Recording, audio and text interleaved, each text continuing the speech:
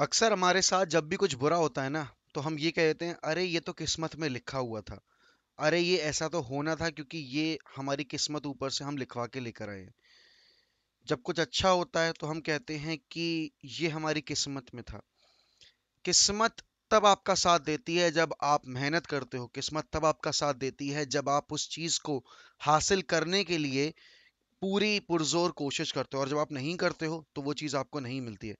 क्योंकि luck always favours the brave. और ये बहुत ही सही कहावत है। आप अपनी खुद की लाइफ में ये चीज रिलेट करके देख सकते हो।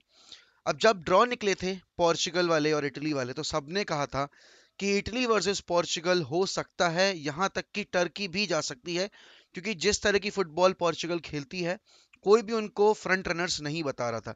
Every one was favouring Italy to go through. But कल रात रोनाल्डो ने पांचवी बार लगातार वर्ल्ड कप के लिए क्वालिफाई किया है, and this will be the fifth world cup जहां हम रोनाल्डो और मेसी दोनों को देखेंगे वर्ल्ड कप में खेलते हुए।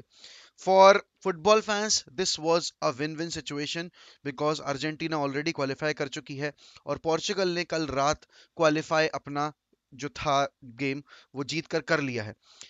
अब यहाँ पर तीन प्लेयर्स का मैं नाम जरूर लेना चाहूंगा जिन्होंने मुझे बहुत ही ज्यादा इंप्रेस किया। सबसे पहले, अगर मैं उम्र की बात करूं, तो हर बार फुटबॉलर्स के बारे में ये कहा जाता है कि जब फुटबॉलर्स की एज हो जाती है तो उनकी क्वालिटी कम हो जाती है, वो उतने फ्लेक्सिबल नहीं रहते अपने रोल में। बट पेपे इस चीज को कंप्लीटली डिनाई करते हैं, रोनाल्डो इस चीज को कंप्लीटली डिनाई करते हैं, क्योंकि कल एक बार फिर से पेपे ने अपना जो स्टेटस है, one of the most lethal centre back, उसका जो स्टेटस उन्होंने जिस तरह से जस्टिफाई किया है, भाई वो काबिल तारीफ है। Because even at the age of 36 37, if I am not wrong, मुझे एज अच्छे से नहीं पता है तो कमेंट्स में बता दीजिएगा, but even at this age he was the stand out centre back. आप देख रहे थे कि पिछले गेम में टर्की के अगेंस्ट जब पेपे नहीं था, तो बहुत ही कमजोर लग रही थी पोर्चुगल की वो डिफेंस लाइन। बट पेपे के आ जाने के बाद कल, आई मीन, रिकार्डो परेरा भी भाई, रिकार्डो परेरा कह रहा हूँ यार, सॉरी, डेनिलो परेरा भी बहुत ही डिसेंट लग रहा था हमें देखने में।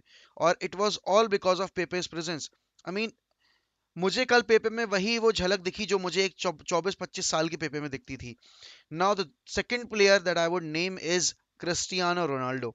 रोनाल्डो के बारे में हमेशा एक शिकायत की जाती है कि रोनाल्डो इंडिविजुअल खेलता है, Ronaldo as a team player नहीं खेलता, रोनाल्डो ट्रैक बैक नहीं करता, रोनाल्डो टीम को डिफेंसिव एरियाज में हेल्प नहीं करता, रोनाल्डो कभी भी बेटर ऑप्शंस के लिए नहीं देखता, ही always go for personal glory. But नहीं, जिनको फुटबॉल की समझ नहीं है वही हमेशा ये कहते हैं, और जिनको एक पर्टिकुलर एजेंडा चलाना होता है रोनाल्डो मेसी के अगेंस्ट, वही ये सब बातें कहते हैं।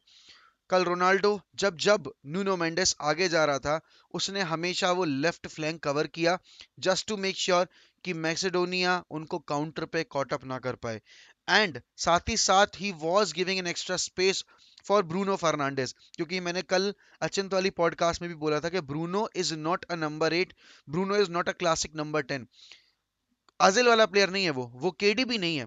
He is more of a second striker, जो नंबर 10 के रोल में ही ऑपरेट करना पसंद करता है खुद को, क्योंकि वो हाफ स्पेसेस में ऑपरेट करता है ना। रोनाल्डो के ड्रिफ्ट करने की वजह से ब्रूनो को बहुत स्पेस मिल रहा था, और उस स्पेस को ब्रूनो ने अच्छी तरीके से यूटिलाइज किया। तो बिग अप टू रोनाल्डो कि उसने वो चीज करके दिखाई जो लोग अक्सर उससे एक्सपेक्ट नहीं करते हैं। नाउ ब्रूनो फर्नांडिस, सब ये कहते हैं कि ब्रूनो फर्नांडिस भाई बड़े मैचेस में घोस्ट कर जाते हैं, ब्रूनो फर्नांडिस बड़े मैचेस में परफॉर्म नहीं करते हैं। मेरा सवाल उन सबसे ये है कि आप जब सिस्टम ही ऐसा खिलाओगे जहां ब्रूनो को उसका जो प्रिफर्ड रोल है नहीं मिल रहा है, तो आप कैसे एक्सपेक्ट करोगे कि ब्रूनो अच्छा परफॉर्म करके दिखाए। और अगर आप यूनाइटेड की सिनेरियो से बात करोगे, तो यूनाइटेड में सिर्फ ब्रूनो अकेला नहीं खराब खेल रहा था जब जब यूनाइटेड हारी है। Overall team performance was shit, और एक अकेला चना भाड़ नहीं फोड़ सकता, ये मैं 100 बार बोल चुका हूँ। Football is a team game ना। कल रात में ब्रूनो ने ब्रेस स्कोर किया, पहला गोल देखोगे, intelligent movement and a very beautiful pass from Cristiano Ronaldo. वो खुद भी शॉट ले सकते थे, बट उनको दिखाई दिया कि Bruno is in a better position. पहला गोल शानदार, और काउंटर पे कॉट अप किया था ना। सेकंड गोल में ब्रूनो का in behind run and then a peach of a finish. You can not compare, Bruno playing in a number 8 role and when Bruno plays in a second striker or a number 10 role, क्योंकि दो entirely different Bruno हमें दिखते हैं उस वक्त पे। और यहाँ पर कल ब्रूनो ने एक बार फिर से प्रूव किया कि भाई अगर आप उसको फ्रीडम दोगे तो he will step up his game and he will deliver for you. कल एक और गेम था जो कि बहुत ही ज्यादा कंट्रोवर्शियल था मेरी नजरों में, कि कैसे सेनेगल और इजिप्ट के मैच में जो लेजर लाइटें डाली जा रही थी इजिप्ट के प्लेयर्स पर वो अलाउ की गई। ठीक है, सेनेगल जीत गई गेम, बट जिस तरह से जीती है और जितना घटिया एटमॉस्फेयर सेनेगल्स के फैंस ने बनाया था, भाई वो अनएक्सेप्टेबल है। याद होगा सभी को यूरो 2020 में कैस्पर श्माइकल के मुंह पर भी इंग्लैंड फैंस ने लेजर डाली थी जब हैरी केन पेनल्टी ले रहे थे। और आप ये देखो कि उस वक्त बहुत ऑब्जेक्शन उठाए गए थे और यहाँ पर तो भाई पूरा स्टेडियम को डिस्को लाइट बना दिया गया।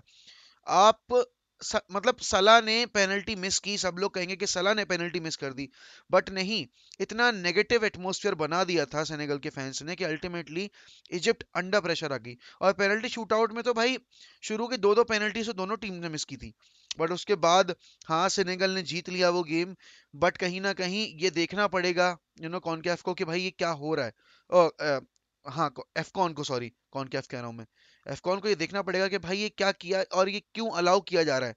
क्योंकि अगर आप इस बेसिस पर यू नो वर्ल्ड कप में जा रहे हो, वर्ल्ड कप में अगर ऐसी गलीच हरकतें होती हैं तो फिर ये फुटबॉल फैंस के लिए एक गलत मैसेज जाता है कि आप इनडिसेंट बिहेवियर दिखाकर भी अपने आप को क्वालिफाई करवा के ले जा सकते हो, आप अपनी टीम को इन गंदी हरकतों की वजह से एक्स्ट्रा एज दे सकते हो ओवर अदर टीम्स। तो ये नहीं होना चाहिए ना। कल रात स्वीडन ने वो एक बार फिर से करके दिखाई चीज के टीम शीट पर नाम चाहे कितने भी बड़े हों, अगर आप अपना परफॉर्मेंस डिलीवर नहीं करोगे मैच डे पर तो आप हारोगे गेम।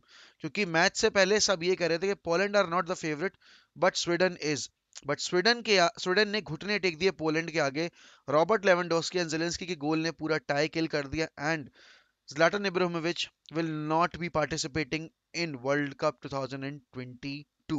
अब यहाँ पर Zlatan आए ही थे इसी वजह से रिटायरमेंट से वापस कि वो वर्ल्ड कप खेल पाए ना। क्या नहीं था स्वीडन के पास, हर एक प्लेयर था, इकदाल, मतलब इवन एलेंगा आई वुड नेम बिकॉज एलेंगा जिस तरह की फॉर्म में है, विक्टर लिंडलॉफ, फॉसबर्ग, मतलब आप बस नाम लो प्लेयर का, आइजैक भी खेल रहा है उनके पास। तो हर एक चीज थी उनके पास जो उनको फ्रंट रनर बना रही थी इस गेम में, बट वो नहीं जीते। क्यों? क्योंकि उन्होंने परफॉर्मेंस ही डिलीवर नहीं की।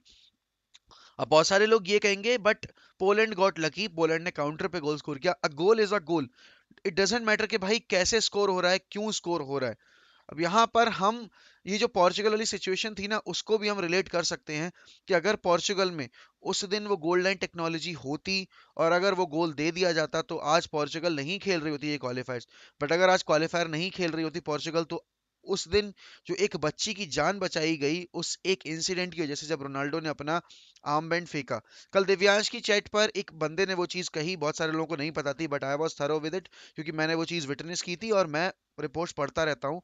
तो मैंने वो चीज़ बहुत पहले ही नोटिस मतलब की थी और मैं उसको इंक्लूड करने वाला था आज के वीडियो में अगर पोर्चुगल क्वालिफाई कर जाती तो मैं एक चीज़ ज़रूर बोलना चाहूँगा कि किस्मत लिखी होती है सबकी, बट उस किस्मत को हासिल करने के लिए, उस लिखी हुई किस्मत को अपनी जिंदगी में साबित करने के लिए आपको लड़ना पड़ता है। और कल पोर्चुगल लड़ी और कल पोर्चुगल एज अ टीम खेली, जो कि हर बार शिकायत रहती है।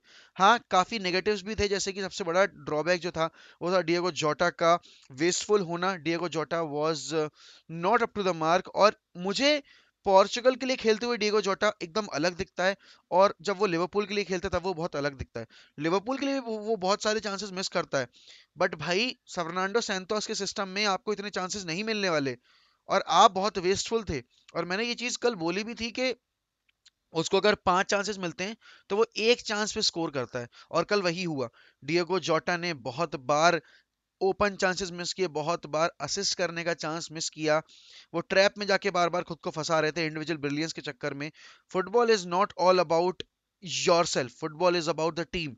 एंड अगर पोर्चुगल को वर्ल्ड कप में आगे जाना है तो उन्हें अपना सिस्टम थोड़ा सा अपग्रेड करना पड़ेगा। और फर्नांडो सैंतोस, मैं तो चाहता हूं कि भाई उनका मैनेजर जो है वो चेंज हो जाए, क्योंकि फर्नांडो सैंतोस से वो वाइब नहीं आती कि he can be a manager that can lead this Portugal world class Portugal squad to the next level. क्योंकि वर्ल्ड कप में आप जब पार्टिसिपेट कर रहे हो, आपके पास जब स्क्वाड है उस तरह का जहां आप डिजर्व करते हो एटलीस्ट क्वार्टर फाइनल या सेमीफाइनल में जाना, तो आप क्या कर पाओगे वो चीज? मुझे नहीं लगता। क्योंकि बेल्जियम के साथ भी तो वही हो रहा है।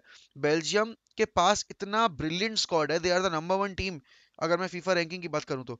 बट स्टिल वो कभी भी जीत नहीं पाते क्योंकि वो चोक कर जाते हैं। बट उनकी परफॉर्मेंस देखने में मजा आता है। पोर्चुगल की परफॉर्मेंस देखने में मजा नहीं आता बिकॉज ऑफ द सिस्टम। अब मुझे नहीं पता कि आगे आने वाले टाइम में कौन सी वो चार टीमें होंगी, पांच टीमें होंगी जो आगे क्वालिफाई करके जाएंगी, क्योंकि 27 टीम्स का जो स्लॉट है वो ऑलरेडी बुक हो चुका है। आई मीन, और अगली पांच टीमों में अब देखो, स्कॉटलैंड और यूक्रेन का मैच अभी होना बाकी है, जो होगा जाके जून जुलाई में। उसके बाद वेल्स से वो भिड़ेंगे, जो भी उनमें से जीत कर आएगा, और फिर आगे जाएगी टीम। अभी बहुत सारे कॉनकैफ के मैचेस बाकी हैं, तो वहां पर देखते हैं कौन सी टीम आगे जाती है, कौन सी नहीं जाती है। बट 27 टीम्स ने अपनी जगह पक्की कर ली है वर्ल्ड कप के मतलब वर्ल्ड कप के प्लॉट में। और अब सबसे बढ़िया चीज जो हुई है कि हम मेसी और रोनाल्डो को खेलता देखेंगे। कम से कम हम ये नहीं कह सकते कि हमने उनका आखिरी वर्ल्ड कप मिस कर दिया, because most probably this is going to be their last world cup. अब वो बात अलग है कि जलाटन वाली गली हरकतों पे उतर आए, या कि हम, मतलब देखो, गलीज तो नहीं बोलूंगा मैं रोनाल्डो मेसी के केस में, क्योंकि रोनाल्डो मेसी ने अपना स्टैंडर्ड हमेशा ऊंचा ही रखा है। रखा तो ज़्लाटन ने भी है, बट आप जब जबरदस्ती आने की कोशिश करते हो टीम में, तो कहीं ना कहीं वो टीम का बैलेंस बिगाड़ती है। और देखो, पोर्चुगल और अर्जेंटीना दोनों के पास बहुत ही ब्रिलियंट स्क्वाड है। दोनों वर्ल्ड कप जीत भी सकती हैं, बट डिपेंड करता है कि क्या सिस्टम उनके मैनेजर्स खिलाएंगे और कितना मोटिवेटेड उनके खुद के प्लेयर्स रहेंगे इस कंपटीशन में अच्छा परफॉर्म करने के लिए। क्योंकि जर्मनी इसीलिए बेटर खेलती है इन कॉम्पिटिशन्स में। हाँ ठीक है, पिछले दो कॉम्पिटिशन में अच्छा नहीं खेले हैं, या फ्रांस इसलिए अच्छा खेलती है क्योंकि उनमें जीतने की भूख है। क्या अर्जेंटीना और पोर्चुगल में जीतने की भूख है? तो कमेंट्स में बताइए कि आपको कैसी लगी अर्जेंटीना और पोर्चुगल की परफॉर्मेंस, और यहाँ पर आपको क्या लगता है कि अर्जेंटीना और पोर्चुगल कितना आगे तक जाएंगी कंपटीशन में, और हम क्या आखिरी बार रोनाल्डो मेसी को वर्ल्ड कप में एक बार आपस में टकराता देखते हैं या नहीं देखते हैं? Till then, goodbye, take care, good luck.